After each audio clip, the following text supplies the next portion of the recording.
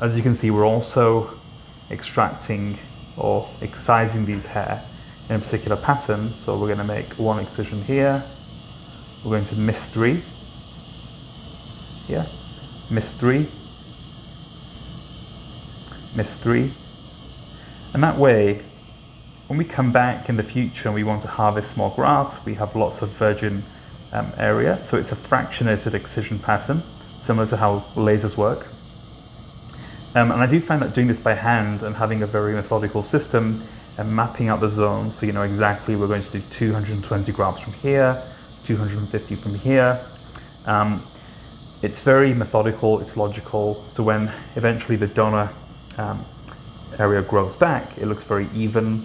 It's slightly thinner, but it's even, and it's not looking unnatural, because whilst you want to make the recipient area really pop